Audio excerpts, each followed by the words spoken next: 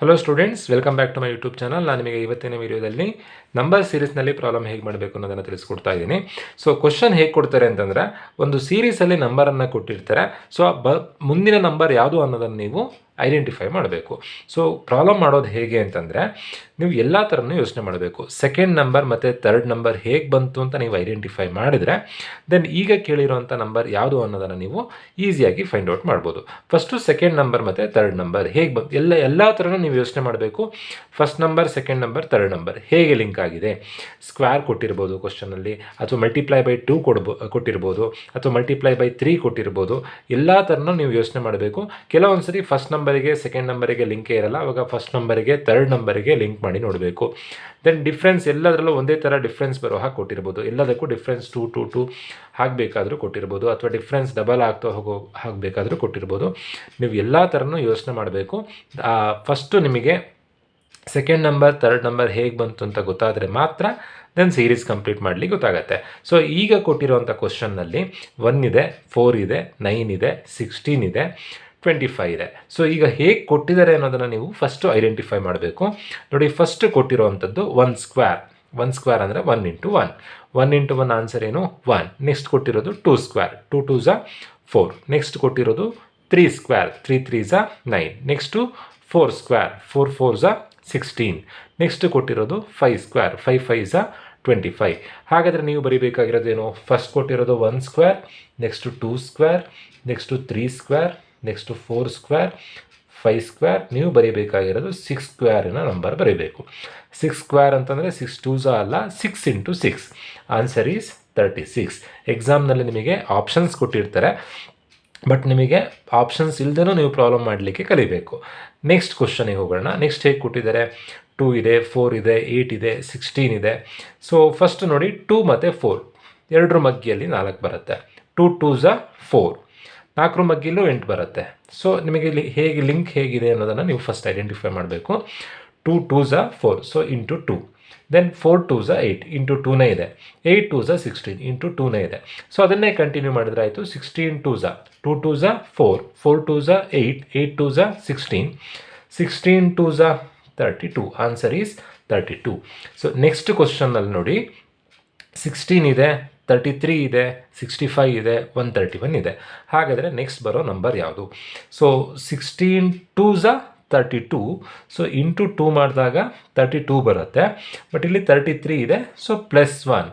Into 2 ಮಾಡಿ +1 ಮಾಡಿದಾಗ 33 ಬರುತ್ತೆ. 16 2 32. 32 +1 33. 33 2 ಇಂಟು 2 ಮಾಡಿದಾಗ 66 ಬರುತ್ತೆ. -1 ಮಾಡಿದಾಗ 65 ಬರುತ್ತೆ. ಫಸ್ಟು ಇಂಟು 2 ಮಾಡಿ +1 ಇದೆ, ನೆಕ್ಸ್ಟ್ ಇಂಟು 2 ಮಾಡಿ -1 ಇದೆ. ನೆಕ್ಸ್ಟ್ 65 2 65 2 130. +1 ಮಾಡಿದಾಗ 131. ಫಸ್ಟ್ ಇಂಟು 2 +1 ಮಾಡಿದ್ದಾರೆ, ನೆಕ್ಸ್ಟ್ ಇಂಟು 2 -1 ಮಾಡಿದ್ದಾರೆ, ಮತ್ತೆ ಇಂಟು 2 +1 ಮಾಡಿದ್ದಾರೆ. ಹಾಗಾದರೆ ನೀವೇನು ಮಾಡಬೇಕು?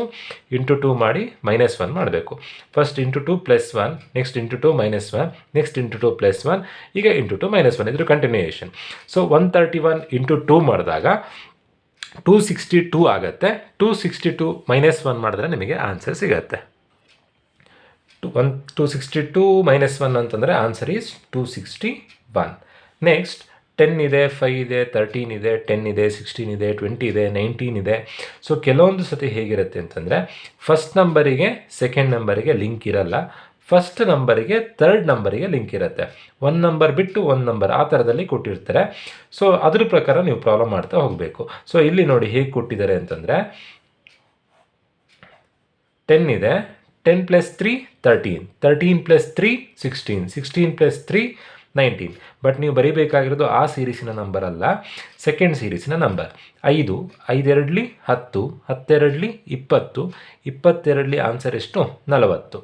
ಸೊ ಇದ್ರದ್ದೇ ಕಂಟಿನ್ಯೂ ಮಾಡಿ ಇನ್ನೊಂದು ನಂಬರ್ ಬರೀರಿ ಅಂತ ಕೊಟ್ಟಿದ್ರೆ, ಈಗ ನೋಡಿ 10 + 3 13, 13 3 16, 16 3 19, 19ಕ್ಕೆ 3 ಕೂಡಿಸಿದ್ರೆ ಆನ್ಸರ್ 22. ನೆಕ್ಸ್ಟ್ 2 ನಂಬರ್ ಬರೀರಿ ಅಂತ ಕೊಟ್ಟಿದ್ರೆ, ಒಂದು 40, ಒಂದು 22.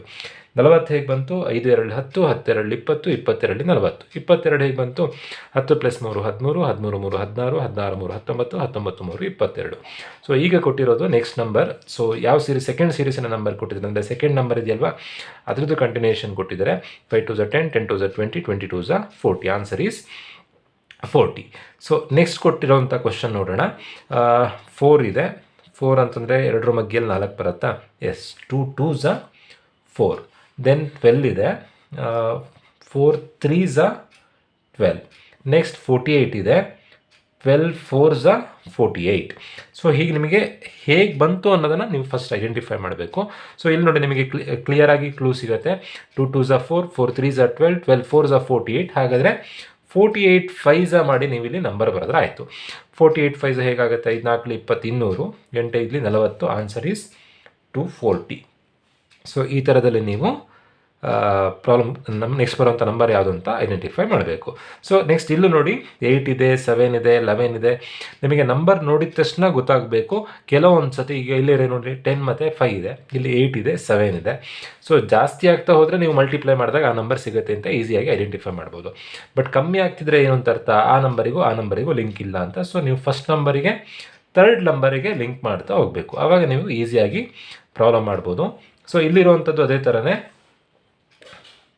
ಹೇಗೆ ಕೊಟ್ಟಿದ್ದಾರೆ ಅಂತಂದರೆ 8 + 3 11, 11 + 3 14, 14 + 3 17. ಹಾಗಾದರೆ 17 + 3 ಆನ್ಸರ್ ಈಸ್ 20.